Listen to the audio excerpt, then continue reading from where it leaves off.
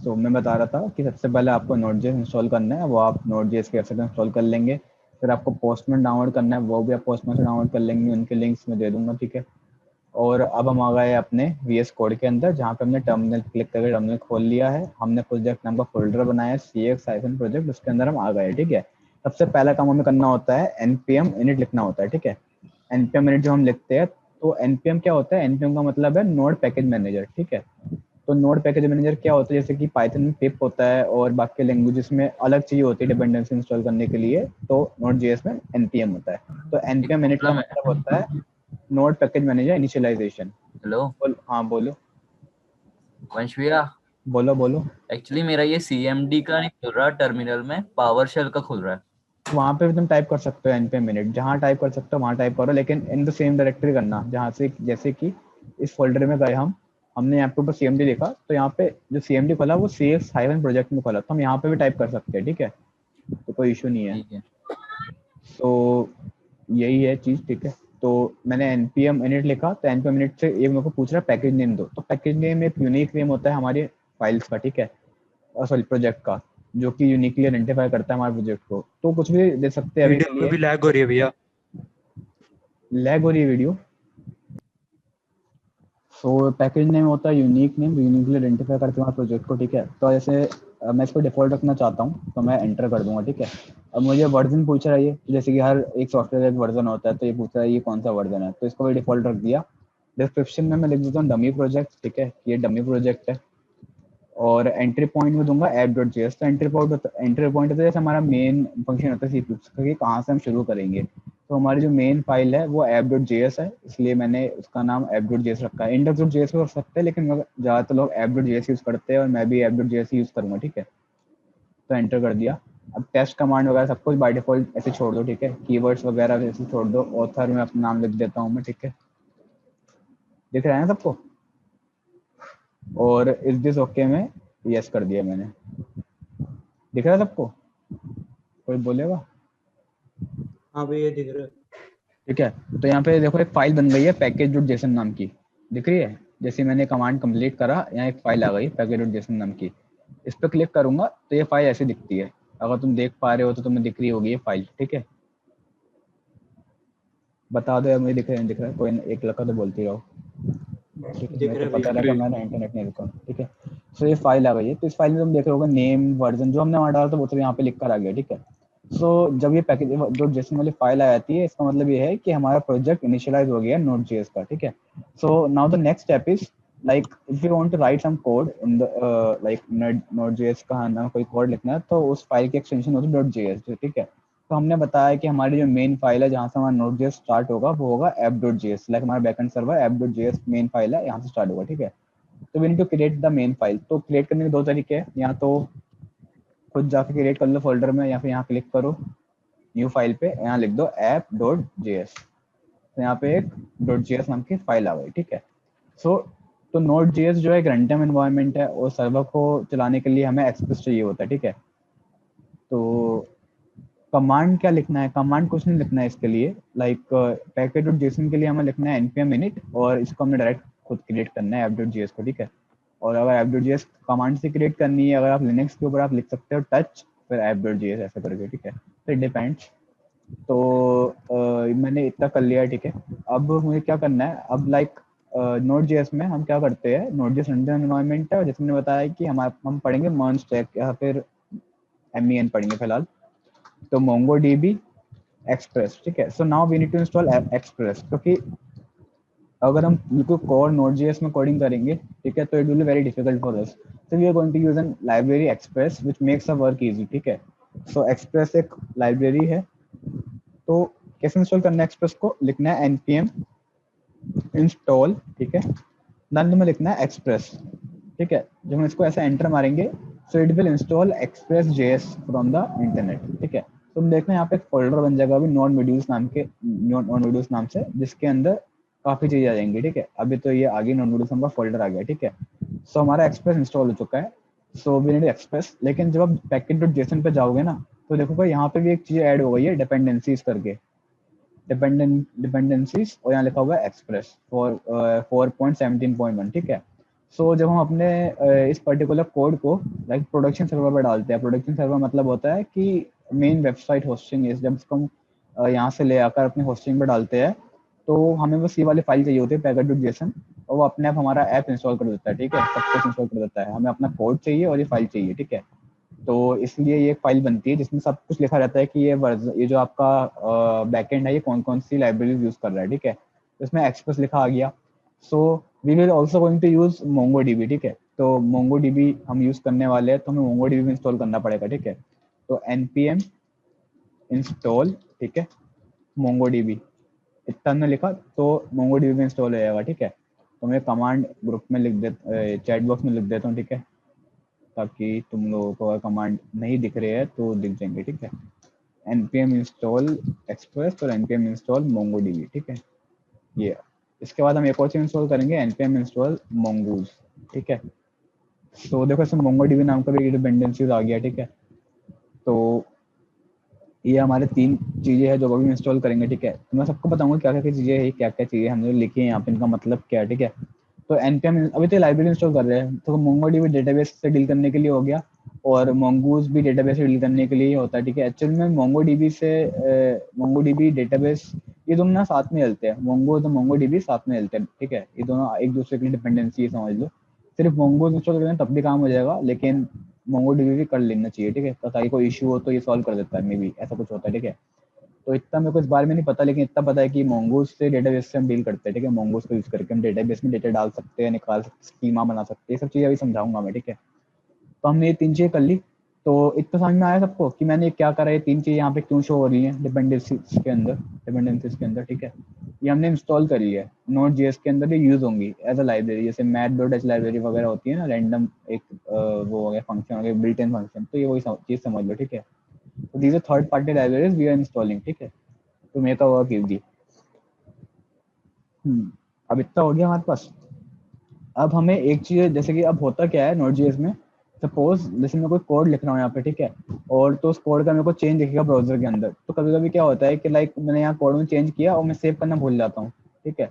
तो मुझे यहाँ पे सर्वर को एग्जीक्यूट करना पड़ेगा, दोबारा रन करना पड़ेगा। Node.js में क्या होता है, Node.js एक अपने आप का सर्वर होता है, खुद को सर्वर होता है, ठीक है। तो जितनी बार आपको कोई चेंज करना है फाइल में, और लाइक दोबारा देखना चेंज अपनी वेबसाइट पे आपकी, आपने ये वर्ड चेंज किया, चेंज हुआ या नहीं हुआ, उसके लिए आपको सर्वर वापस रिस्टार्ट करना पड़ता है, ठीक है। लेकिन with the help of a module name as nodemon we can do this, ठीक है। तो इस केस में हम क्या लिखेंगे, npm इंस्टॉल nodemon, ठीक है। तो ये क्या करता है, ये जैसे हम कंट्रोल एस दबाएंगे अपने VS कोड के अंदर, ये ऑटोमेटिकली सर्वर रिस्टार्ट कर देगा, ठीक है, हमारे लिए, हमें कुछ करने की जरूरत नहीं है। तो npm इंस्टॉल nodemon, और आगे लिखना है हाइफन हाइफन, ठीक है, और यहाँ पर सेव, ठीक है। तो इसका एक्चुअल में कमांड जो मैंने तुम्हें पहले लिखा है ना, npm इंस्टॉल एक्सप्रेस, उसमें by default hyphen hyphen save लगा होता है, ठीक है। अब ये नोडबोन एक ऐसी यूटिलिटी है जो हम सिर्फ डेवलपमेंट पर्पस के लिए यूज कर रहे हैं हम, ठीक है। ये जो हमारी लाइब्रेरी है नोडबोन, ये कोई प्रोडक्शन सर्वर के लिए नहीं है, ये डेवलपमेंट के लिए, लाइक जब हम डेवलपमेंट कर रहे हैं ताकि हमारा वर्क इजी हो जाए, हमें बार बार रिस्टार्ट ना करना पड़े सर्वर, ठीक है। तो नोडबोन हाइफन सेव तो लगा रहता है। अब इसका लिखेंगे हम डेव, ठीक है।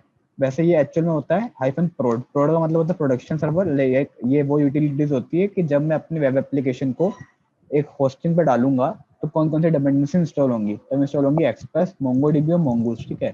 अगर मैं लिखता हूँ DEV, तो इसका मतलब होता है कि मैं डेवलपमेंट एनवायरनमेंट के लिए एक स्पेशली स्पेसिफाई कर रहा हूँ नोडमोन, ठीक है।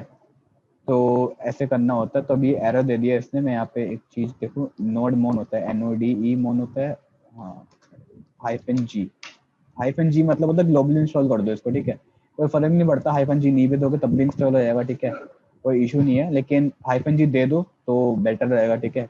अगर नहीं दिया तो दोबारा दे सकते हो, ठीक है, कोई इशू नहीं है। तो ये कमांड है जिसके थ्रू हमारा वर्क ईजी होगा, ये कोई स्पेशल डिपेंडेंसी नहीं है, ठीक है। मैं इसको कॉपी कर दिया है और मैं पेस्ट कर देता हूँ, ठीक है। तो ये तुम यहाँ से कॉपी पेस्ट मार सकते हो।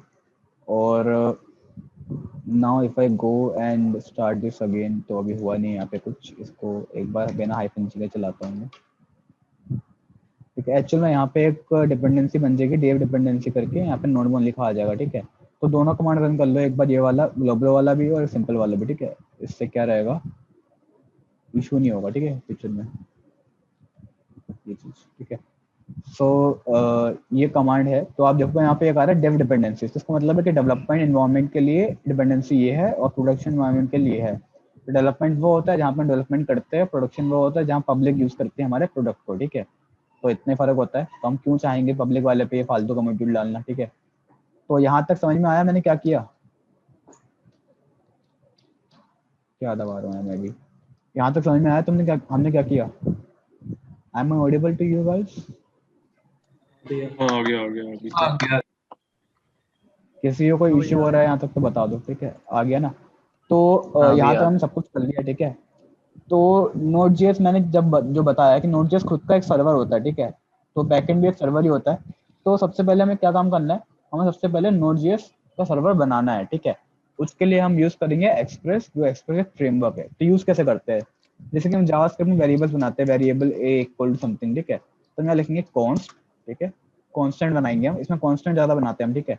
और इसके कॉन्स्टेंट चेंज भी हो जाते हैं, नाम से कॉन्स्टेंट चेंज हो जाते हैं, ठीक है, हद तक। तो कॉन्स्ट, और हमने यहाँ लिखा कॉन्स्ट, फिर हम लिखेंगे एक्सप्रेस, ठीक है। कुछ भी लिख सकते हैं, like it's a variable name. और फिर हम लिखेंगे रिक्वायर, ठीक है। जैसे हम इंपोर्ट नहीं करते चाहिए फाइल्स के अंदर, वैसे हम समझ लो यहाँ पे कुछ इंपोर्ट कर रहे हैं, ठीक है। तो अभी हमने इंस्टॉल किया है, हमने क्या इंस्टॉल किया है, एक्सप्रेस इंस्टॉल किया है। तो अब हम एक्सप्रेस को यूज भी तो करेंगे ना अपने सॉफ्टवेयर में।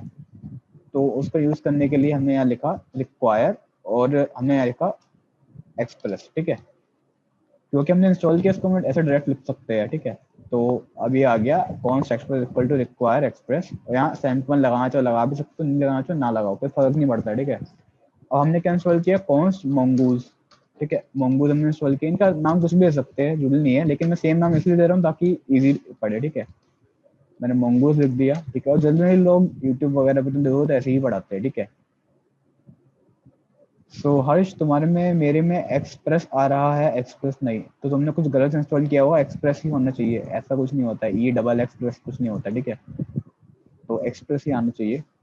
सो ठीक है।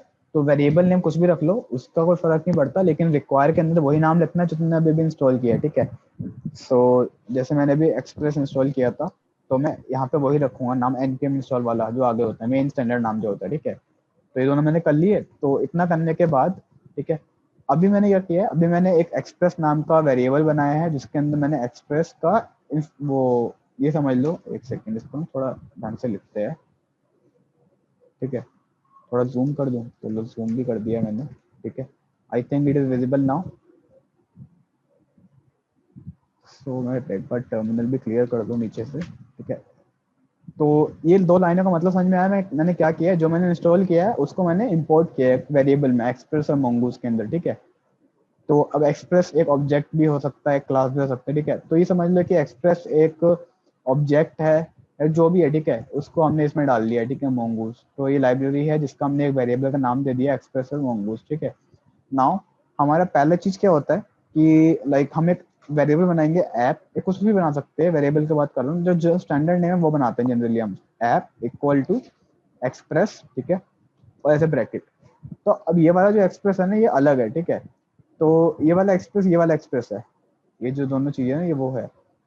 तो ये एक्चुअल में जो हमने इसको इंपोर्ट किया है ना एक्सप्रेस को, ये एक ऑब्जेक्ट है, हमने इसका इंस्टेंस बना लिया, समझ लो, ठीक है। सो ये समझ लो ये लिखना ही पड़ता है, ठीक है। इसका कोई लॉजिक नहीं है, तुम्हें अभी समझ में नहीं आएगा क्योंकि तुमने पढ़ा नहीं है कि Node.js में एक्सपोर्ट इम्पोर्ट कैसे काम करता है, और एक्सप्रेस में क्या लिखा हुआ ये भी नहीं पता हमें। अगर मैं यहाँ क्लिक करता हूँ तो ये एक्सप्रेस का कोड है, मेरे हिसाब से यही कोड है एक्सप्रेस का, ठीक है। तो ये बहुत अजीब सा कोड है, समझ में नहीं आएगा। तो Node.js शुरुआत में लगता है कि यार ये क्या पढ़ लिया, कुछ समझ में नहीं आ रहा, ठीक है। लेकिन मैं बता रहा हूँ, तुम एक बार देखते हो तो समझ में आ जाएगा। तो ये समझो, हमने पहले जो मॉड्यूल इंस्टॉल किया एक्सप्रेस, उसको इंपोर्ट करा इस कमांड, इस लाइन से रिक्वायर कर लिया और एक्सप्रेस में स्टोर कर लिया, ठीक है। अब इस मॉड्यूल में फंक्शन है एक्सप्रेस नाम का, ठीक है, या फिर ये एक ऑब्जेक्ट है जो फंक्शन रिटर्न करता है, तो हमने इसलिए यहाँ पे एक्सप्रेस ब्रैकेट लिख दिया, ठीक है।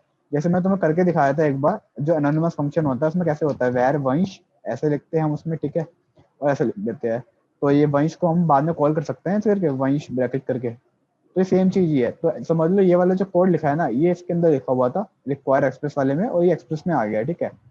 तो हमने ऐप इक्वल टू एक्सप्रेस ऐसे लिख दिया है, ठीक है। तो हमने एक और नाम दे दिया है एक्सप्रेस को ऐप, ताकि हमें हर बार हमें ऐसा लिखना ना पड़े, एक्सप्रेस ब्रैकेट और कुछ और, ठीक है। अब जो भी हमें लिखना होगा हम ऐसे लिख देंगे ऐप और डॉट, यानी कि मैं जब भी ऐप लिखूंगा इसका मतलब मैं इस पर्टिकुलर एक्सप्रेस को रेफर कर रहा हूँ, ठीक है।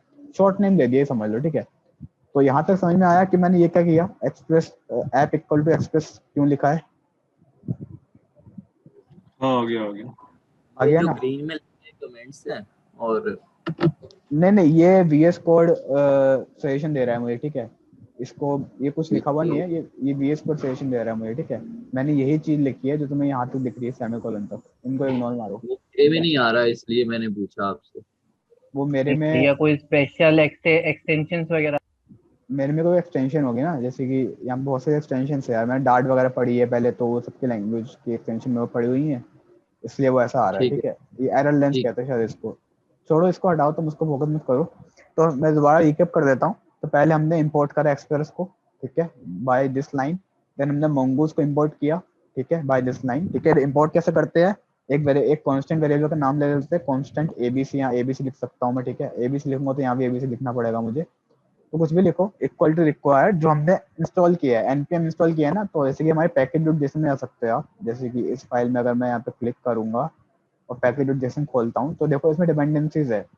जो डिपेंडेंसी का नाम होता है वो लिखना होता है एक्सप्रेस mongoose। हमने mongodb इंपोर्ट नहीं किया है अभी, हमने mongoose ही किया है सिर्फ, ठीक है। तो दो चीजें हमने कर ली है, तो मैं आगे कमेंट लिख सकते हैं यहाँ पे कि इंपोर्टिंग एक्सप्रेस फ्रेमवर्क, ठीक है, इन कोड, ठीक है। ये कमेंट लिख दिया।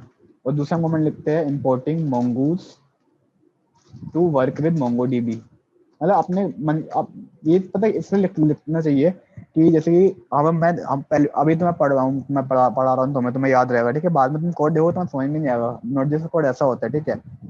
सो नहीं, कुछ चॉकलेटी वगैरह कुछ इंस्टॉल नहीं करना है भाई। चॉकलेटी क्या है मुझे पता भी नहीं, तुम क्या इंस्टॉल कर रहे हो, चॉकलेटी वगैरह कुछ इंस्टॉल नहीं करना है चॉकलेटी, ठीक है। सो ये कर लिया। अब ये लास्ट ये कि यू कैन से कि creating an instance of express app, ठीक है, इंस्टेंस ऑफ एक्सप्रेस फ्रेमवर्क, ठीक है। इंस्टेंस का मतलब क्या होता है, लाइक इंस्टेंस का मतलब कैसे समझाऊं मैं, क्लास का ऐसा ऑब्जेक्ट होता है तो ऑब्जेक्ट भी एक इंस्टेंस ही है, तो समझ लो कि you are creating an object of express class, ठीक है, जिससे तुम एक्सप्रेस के फीचर्स यूज कर पाओ, ठीक है, इस पर्टिकुलर वेरिएबल में ऐप नाम के। सो इतना मैंने कर लिया, ठीक है। सो एक अब यहाँ तक हमने कर लिया है ना, तो एक कुछ स्पेशल चीज हर जगह होती है, ठीक है। तो अगर तुम ऐप डॉट लगाओगे ना, these are some special functions which is provided by express, ठीक है, जो हमने इस ऐप नाम के वेरिएबल में डाल दिए है, इसको इनिशियलाइज करके इसका इंस्टेंस बना के एक्सप्रेस का, ठीक है। सो इसमें इतने सारे फंक्शन है जो हम यूज कर सकते हैं, ठीक है। सो इसमें एक फंक्शन होता है जिसको हम कहते हैं लिसन, ठीक है, ये वाला। तो इस फंक्शन को जब मैं लिखता हूँ तो ये फंक्शन होता है सर्वर स्टार्ट करने के लिए, ठीक है। तो ये कोड तो ऐसा ले तो ऐप डॉट लिसन, तो उसमें सबसे पहला आर्गुमेंट जाता है कौन सा पोर्ट पर रन करना है, ठीक है। तो अगर आपको पोर्ट के बारे में नहीं पता तो कोई भी सर्वर है वो किसी पोर्ट या सर्विस पर रन होता है, ठीक है। तो बाय डिफॉल्ट जो हमारा अपाचे का एग्जाम वगैरह जो हम डाउनलोड करते हैं उस पर जो भी सर्वर हमारा स्टार्ट होता है वो 8080 पोर्ट पे होता है। अब अगर आपको पोर्ट के बारे में नहीं पता तो वो आपको पता करना चाहिए, जैसे कि हमारे लैपटॉप में 65,000 पोर्ट्स होते हैं, उसमें से शायद 1000 पोर्ट रिजर्व होते हैं, बाकी सब फ्री होते हैं, ठीक है। तो आप कोई सा भी एक पोर्ट उठा सकते हो 0 से लेके 65,000 की रेंज में, ठीक है, 6536 ऐसा कुछ नंबर होता है, ठीक है, वहां तक। तो एक पोर्ट पे पर्टिकुलर सर्विस चलती है। पोर्ट का मतलब क्या होता है मैं दिखा देता हूँ। जैसे कि अगर मैं क्रोम खोलता हूँ अपना और मैं यहाँ विजिट करता हूँ 127 लोकल, सबको पता ही होगा, ठीक है। तो 127.127.0.0.1 अब यहाँ पे डालता हूँ, मैं सिर्फ इतना विजिट करता हूँ, ठीक है। तो बाय डिफॉल्ट ये 80 पोर्ट होता है। अब मेरे लैपटॉप में 80 पोर्ट पे ये कोई विंडोज का IIS सर्वर चल रहा है, ठीक है। तो ये खुल गया, आपके में दिखाएगा साइट कांट बी रीच्ड या ऐसा कुछ, ठीक है। तो बाय डिफॉल्ट ये 80 पोर्ट है। अगर मैं 80 लिख भी देता हूँ, 80 या 80, सिर्फ सिंपल 80 लिखना पड़ेगा, सॉरी, तब भी यही खुल के आएगा, ठीक है। जब मैं 80 लिखूँ तो ये गायब हो जा रहा है क्योंकि 80 पोर्ट पे ऑलरेडी रन कर रहा है, ठीक है। अगर मैं google.com का IP एड्रेस पता करूँ, जैसे कि google.com में डालता हूँ तो ये गूगल का IP एड्रेस है, ठीक है। तो अगर मैं ये विजिट करता हूँ वेबसाइट पे, ये IP:80 और 8, ठीक है, तो google.com खुल जाएगा यहाँ पे, ठीक है। डायरेक्ट भी खुल जाएगा, डायरेक्ट भी google.com खुलकर आएगा, ठीक है। तो अगर मैं ये वेबसाइट विजिट कर रहा हूँ, इसके एंड में भी अगर मैं 80 लगा रहा हूँ तो इट मीन्स कि I am trying to access service which is on port number 80, ठीक है। क्योंकि ये HTTPS है पोर्ट नंबर 443 पे खुलेगा, ठीक है। हर एक का अलग अलग पोर्ट होता है, जैसे कि HTTP जो होता है पोर्ट नंबर 80 पे काम करता है, HTTPS 443 पे काम करता है, FTP एक सर्विस होती है वो पोर्ट 21 पे काम करती है, तो हर चीज हर सर्विस के लिए एक पोर्ट होता है, ठीक है। अब क्योंकि Node.js के ये भी एक सर्विस है, एक बैकएंड सर्वर है, तो इसके लिए भी एक पोर्ट डिफाइन करना पड़ेगा। तो जनरली हम कुछ भी डिफाइन कर सकते हैं। तो let's say I am defining port number 444, ठीक है। तो मैंने ये 444 एक पोर्ट नंबर ले लिया, ठीक है। तो पहला आर्गुमेंट इसमें होता है पोर्ट नंबर, कहाँ पे आपको सर्विस स्टार्ट करनी है। दूसरा होता है कहाँ पे आपको होस्ट करनी है, तो हम लोकल होस्ट पे होस्ट करना चाहते हैं, तो ये ऑप्शनल आर्गुमेंट होता है, लेकिन हम लोकल होस्ट दे देते हैं यहाँ पे, ठीक है। ऐसे लोकल होस्ट हमने दे दिया, हम लोकल होस्ट लिख भी सकते हैं और ये आईपी एड्रेस लिख सकते हैं लोकल होस्ट का, ठीक है। हम डायरेक्टली लोकल होस्ट लिख सकते हैं यहाँ पे ऐसे करके, ठीक है। तो 127.0.0.1 दे दिया। अब इसमें आता है call back function. Call back function जब मैंने बोला, जब भी मैं बात करूँ कॉल बैक फंक्शन की, we need to pass a anonymous function in this, ठीक है। तो मैंने एनोनिमस फंक्शन एक पास करा ऐसे करके, ठीक है। ऐसे पास करते हैं ना, लाइक एक एम्प्टी आर्गुमेंट वाला सेट बनाया, एरो बनाया और फंक्शन की बॉडी दे दी, ठीक है। और मैंने एंटर मार दिया, तो मैं फंक्शन की बॉडी में आ गया हूँ, ठीक है। तो मैं लिख सकता हूँ console.log हेलो या कुछ, ठीक है। लेकिन इसमें जो ये हमने फंक्शन लिखा है ना एनोनिमस फंक्शन, एक सेकेंड मैं थोड़ा बैक आ जाऊँ इसको, ठीक है।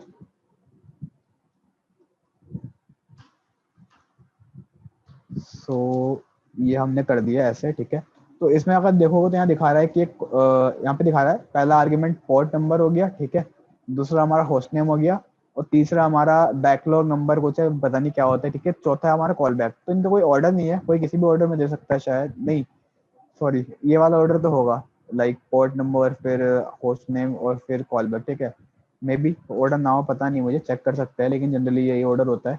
तो पहले पोर्ट नंबर होता है, फिर आईपी एड्रेस जहाँ पे मैं होस्ट करनी है एप्लीकेशन, चौथा होता है कॉल बैक फंक्शन, जो कॉल होगा अगर ये फंक्शन सक्सेसफुली एग्जीक्यूट होता है तो, ठीक है। अब मैंने लिख दिया यहाँ पे, अब मैं लिखता हूँ यहाँ पे console.log, ठीक है, सर्वर स्टार्टेड सक्सेसफुली। मैंने इतना मैसेज लिखा है, ठीक है अभी। तो अब इस केस में क्या हो रहा है, ऐप डॉट लिसन एक ऐप क्या है, ऐप एक्सप्रेस फ्रेमवर्क का इंस्टेंस है, ठीक है। ऐप इंस्टेंस है, तो ऐप डॉट लिसन 444 नाम का पोर्ट नंबर, सॉरी 4x4 नाम का पोर्ट नंबर हम कुछ लिसन करना चाहते हैं, सर्विस को लाइक स्टार्ट करना चाहते हैं। और 127.0.0.1 हमारा आईपी एड्रेस है जहाँ पे सर्विस स्टार्ट होगी, और ये फंक्शन कॉल होगा अगर ये सक्सेसफुली एग्जीक्यूट होता है तो, ठीक है। अगर नहीं होता है तो उसके लिए हम अलग से स्पेसिफाई कर सकते हैं, ठीक है।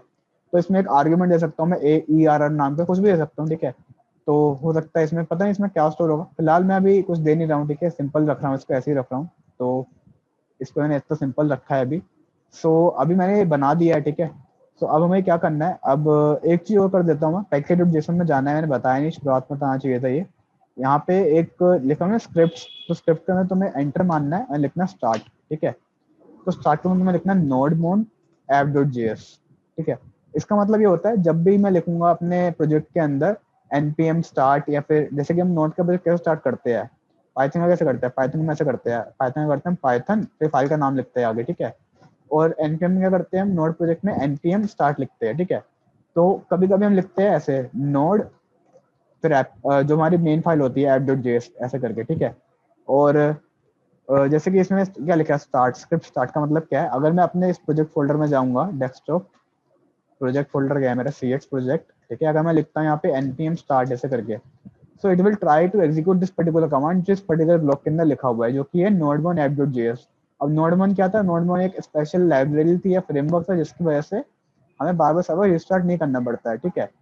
तो मैंने यहाँ डायरेक्टली लिख दिया node-mon app.js। यहाँ तो मैं इसमें डायरेक्टली ऐसे अपने हाथों से एग्जीक्यूट करूँ node-mon app.js लिख के, तो ये चालू हो जाएगा, ठीक है।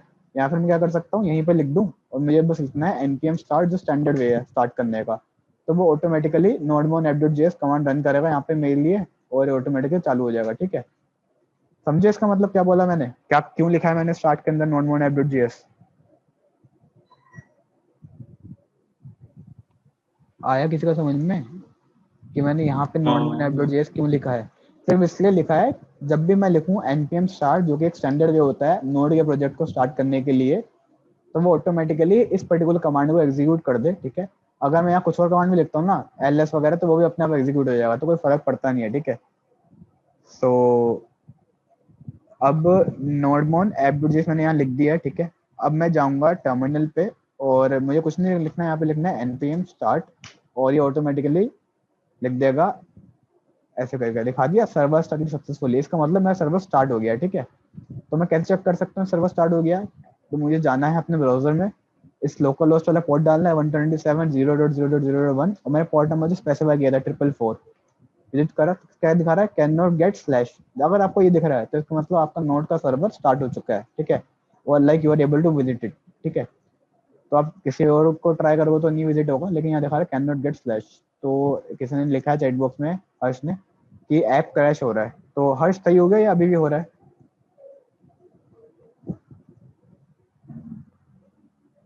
हर्ष, अच्छा, जिसके में एरर आ रहा है वो अभी के लिए एक काम करो, वो अपने टर्मिनल पे लिख दो नोड फिर app.js ऐसे, ठीक है, उस फोल्डर में।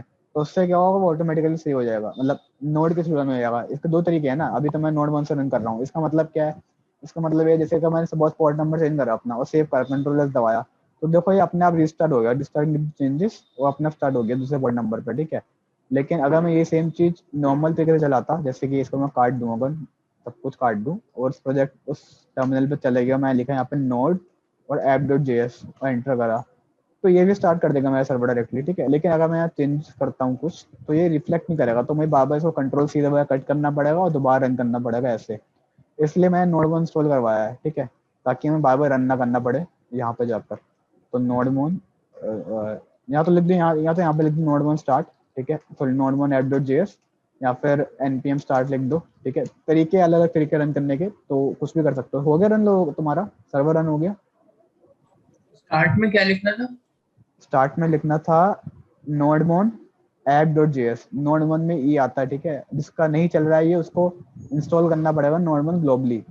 जैसे कि मैंने आपको कमांड भेजा था, मैं कमांड दोबारा भेज देता हूँ, वो कमांड दोबारा रन कर लो दोनों कमांड, तो सही हो जाएगा ये एरर जिसका आ रहा है। तो you can try this particular command to fix the error, ठीक है। किसी का हुआ यहाँ तक फ्रिक्शन भैया, हुआ? इसका मेरा, मैं अभी इंस्टॉल ही कर रहा हूँ, मैं देख रहा था जब से। एक्सप्रेस में एरर बता रहा है, तो एक काम करते हैं, मैं अपना स्क्रीन, कंटिन्यू करो। ठीक है। सो यहाँ तक हमने क्या करा, सर्वर क्रिएट कर लिया अपना, ठीक है। तो अभी हमें क्या दिखा रहा है, कैन नॉट गेट स्लैश, ठीक है। तो इसका मतलब ये है कि गेट का मतलब क्या, पता है कौन सा गेट है, ये गेट और पोस्ट रिक्वेस्ट वाला गेट है, ठीक है। तो वेब डेवलपमेंट के अंदर जो बेसिकली हमने रिक्वेस्ट पढ़ी, अब तक गेट और पोस्ट होती है, ठीक है। इतना तुमने पढ़ रखा होगा, नहीं पढ़ा तो बता देता हूँ मैं। गेट रिक्वेस्ट में डेटा होता है, वो यूआरएल बार में आता है, जैसे कि abc.com, ठीक है, abc.com /? Name equal to Vansh and email equal to कुछ जाएगा, ठीक है, ऐसा कुछ जाएगा। तो ये होती है, ऐसे हमारी गेट रिक्वेस्ट होती है, ठीक है, abcd@gmail.com। So this is how our get request look. But post request क्या होती है, पोस्ट रिक्वेस्ट ऐसी होती है abc.com, ठीक है। वो कुछ डेटा यहाँ जाता नहीं, अगर कोई हमें डेटा है जो सेंसिटिव डेटा, तो हम पोस्ट रिक्वेस्ट यूज करते हैं भेजने के लिए। अगर कोई डेटा है जो पब्लिक डेटा है, उसको भेजने के लिए हम गेट रिक्वेस्ट यूज करते हैं, ठीक है। जनरली गेट रिक्वेस्ट सर्च में होती है, सर्च बार में, ठीक है। तो मैं दिखा दूंगा दिखती कैसी है, मैं वैसे बहुत बार बता चुका हूँ गेट और पोस्ट कैसे दिखती है, ठीक है। तो गेट पोस्ट होती है, वहाँ पर और भी रिक्वेस्ट होती है जो नॉर्मल रिक्वेस्ट नहीं होती, लाइक नॉर्मली हम ब्राउजर से सेंड नहीं कर सकते डायरेक्टली। वो होती है हमारी पैच रिक्वेस्ट, पुट रिक्वेस्ट और डिलीट रिक्वेस्ट, ठीक है। तो वहाँ पर टोटल कितने रिक्वेस्ट हो गए, 6 तरह के रिक्वेस्ट हो गए, ठीक है। तो अभी बाय डिफॉल्ट गेट रिक्वेस्ट जा रही है, तो फिर दिखा रहा है कैन नॉट गेट स्लैश, ठीक है। तो अगर तुमने पोस्टमैन इंस्टॉल कर लिया, अरे यार क्या खोल दिया, पावरपॉइंट खुल ये गया, चीज एक और बार बताना। गेटर पोस्ट के अंदर। हाँ, एक बार और बताओ। तो मैं तुम्हें गेटर पोस्ट समझा ही देता हूँ एक बार, ठीक है। तो देख लो गेटर पोस्ट कैसे दिखती है, ठीक है, बता देता हूँ। तो मैंने एक सिंपल सा HTML फॉर्म बनाया है, यहाँ पे बना रहा हूँ मैं ऐसे जनरली, index.html, ठीक है। तो ये चीज़ देख लो ध्यान से, जो मैं चीज़ कह रहा हूँ यहाँ पे। तो सिंपल HTML फॉर्म बना रहा हूँ मैं अभी, ठीक है। HTML लिखा मैंने, HTML, और अरे यार पूरा लिखना पड़ेगा क्या, HTML, ठीक है। हेड बंद कर दिया, ठीक है। बॉडी चालू कर दिया HTML की, और इसमें मैंने एक फॉर्म बनाया, सिंपल फॉर्म इनपुट वाला, ठीक है। तो पहले हम लिखेंगे फॉर्म, ऐसे फॉर्म बनता है, फॉर्म के अंदर फॉर्म बनता है, फिर फॉर्म बंद हो जाता है, फिर बॉडी बंद हो जाती है, फिर हमारा HTML बंद हो जाता है, ठीक है। और इसके अंदर हमारा एक और आता है टाइटल, और फिर हमारा टाइटल बंद हो जाता है, ऐसे ही होता है शायद, ठीक है। तो ये हमारा HTML फॉर्म आ गई सिंपल। तो फॉर्म के अंदर हमारे कुछ एट्रीब्यूट होते हैं, पहला होता है एक्शन, ठीक है। एक एक्शन एट्रीब्यूट होता है, एक हमारा होता है मेथड, ठीक है, और एक और होता है हमारा इंक टाइप करके, तो इसको तो भूल ही जाओ अभी, ठीक है। तो इसमें हमारा इनपुट बॉक्स होता है, इनपुट टाइप इक्वल टू हमारी क्या टाइप है जो हम दे रहे हैं इनपुट, टेक्स्ट टाइप है, टेक्स्ट दे दिया, ठीक है, इनपुट टाइप टेक्स्ट, और वैल्यू इक्वल टू कुछ होता है, ठीक है। तो ये हमारा फिलहाल एम्प्टी छोड़ देते हैं हम लोग। इसमें एक मोस्ट इंपॉर्टेंट जो होता है नेम।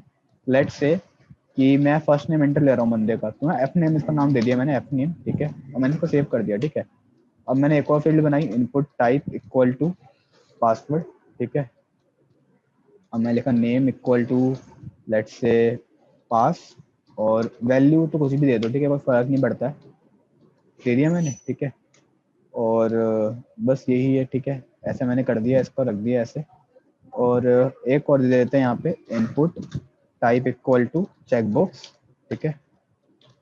तो मैं समझ में आ जाएगा, चेकबॉक्स मैंने कल समझाया था, उसका मतलब क्या था, वैल्यू में उसका मैं समझाने की कोशिश कर रहा था। चेकबॉक्स मैंने लिख दिया यहाँ पे, और यहाँ मैं लिख दिया नेम इक्वल टू CH के, ठीक है, शॉर्ट नेम दे दिया, और इसमें वैल्यू दे दिया कि एक्सेप्टेड, ठीक है, ऐसे करके दे दिया मैंने। और अब मैंने लास्ट में बना दिया एक input type button, submit button, ठीक है, टाइप इक्वल टू बटन, क्योंकि ये बटन है तो कोई फर्क नहीं पड़ता मुझे कि इसकी वैल्यू क्या होगी, ठीक है। तो सॉरी, हाँ, इसका नेम क्या होगा उससे कोई फर्क नहीं पड़ता, नेम इक्वल टू कुछ दिया नहीं मैंने, ठीक है, वैल्यू इसको दे दिया मैंने सबमिट, ऐसे, ठीक है। तो इतना समझ में आ गया हो तुम लोगों को, नहीं आया तो कोई दिक्कत नहीं है। तो अब यहाँ मेथड होते हैं, मेथड बताता है कौन से मेथड से आपको डेटा भेजना है, और एक्शन बताता है कहाँ भेजना है, ठीक है। तो अगर मैं लिखता हूँ यहाँ पे, लेट से मैं लिखा स्लैश, ठीक है, तो यानी कि खुद के पेज को भेज देगा ये, ठीक है, बाय डिफॉल्ट खुद के पेज को भेजता है। तो गेट मेथड लिख दिया मैंने गेट, तो मैं इस डेटा को गेट मेथड से भेजना चाहता हूँ, ठीक है। डेटा भेजने के मेथड्स होते हैं get, post, patch, put, delete, ठीक है। गेट लिखा मैंने, इसको खोला तो ये फॉर्म आ रहा है, तो थोड़ा सा और अच्छा बना देते हैं ताकि हम देख पाए। तो यहाँ पे हमने इसको लिख दिया br टैग और br टैग, ठीक है। और यहाँ हमने लिख दिया फर्स्ट नेम, ठीक है, पासवर्ड, और यहाँ हमने लिख दिया एक्सेप्ट कंडीशंस, ठीक है, जो भी है, और ये बटन लिख दिया, सेव करा, रिफ्रेश करा, ठीक है। अब ऐसे फॉर्म होता है हमारा सिंपल। तो क्रोम के अंदर Ctrl+Shift+I दबाएंगे तो मुझे खुल के आता है नेटवर्क टैब, ठीक है, जहाँ पे हम देख सकते हैं कौन सी रिक्वेस्ट कहाँ जा रही है। लेट से मैंने वंश लिखा यहाँ पे, और पासवर्ड लिखा मैंने PASS, मतलब कुछ भी लिख दिया, पासवर्ड है मेरा लेट से सीक्रेट, और मैंने इसको टिक नहीं मारा है अभी, ठीक है, टिक नहीं मारा है मैंने, सबमिट क्लिक करा तो कुछ हुआ क्यों नहीं, क्योंकि मैंने यहाँ स्लैश लिखा है शायद, देख सकते, जस्ट सेकंड, मेरे को ना यहाँ पे कुछ देना पड़ेगा। लेट से मेरे पास एक बैकएंड का कोड है यहाँ पे, उस बैकएंड के कोड की फाइल का नाम है यहाँ पे, लेट से इस मैंने कोड बना दिया यहाँ पे, सेव कर लूँगा इसको, एक सेकंड, PHP का कोड है समझ लो, ठीक है, सेव डेस्कटॉप, इसका नाम मैं रख दिया send.php, ठीक है। ये एक फाइल है मेरी बैकएंड की फाइल है, ये मेरा डेटा सेव करती है बैकएंड पे, जो भी मैं डेटा दूंगा वो ये सेव करेगी फाइल, ठीक है। ऐसे बनता है PHP का कोड, और जो भी डेटा आएगा वो मैं यहाँ पे डिस्प्ले कराना चाहता हूँ, बस और कुछ नहीं कर रहा इस फाइल में मैं, ठीक है, सिंपल गेट लिख देता हूँ और बस इतना ही, ठीक है। तो यहाँ पे मैंने इस फाइल में मैंने क्या लिखा है, यहाँ पे मैं दूंगा कहाँ में डेटा भेजना है, तो मैं डेटा भेज रहा हूँ कौन सी फाइल को, send.php फाइल को, ठीक है। So now I will refresh this particular page, and मैं यहाँ पे कुछ डेटा डालता हूँ, वंश सीक्रेट, और सबमिट क्लिक करता हूँ। जा क्यों नहीं रहा यार, ये फॉर्म चल क्यों नहीं रहा है,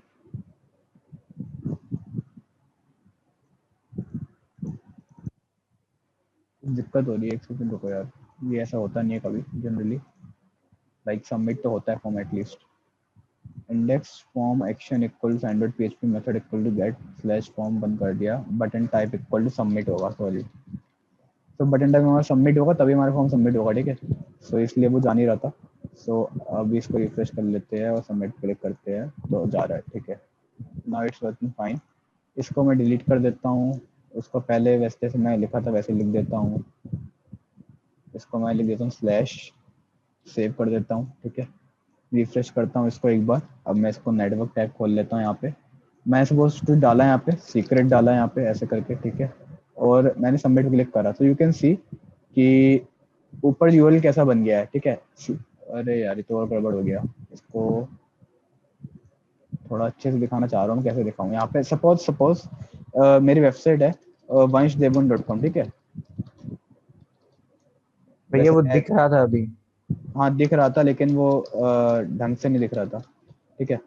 तो ये वेबसाइट है मिल सपोज, ठीक है। और मैंने इसको खोल लिया है अपने इस वेब पेज को। तो मैं जो भी डेटा है इस फॉर्म पर, जो भी मैं इनपुट ले रहा हूँ क्लाइंट से, क्लाइंट साइड है, ठीक है।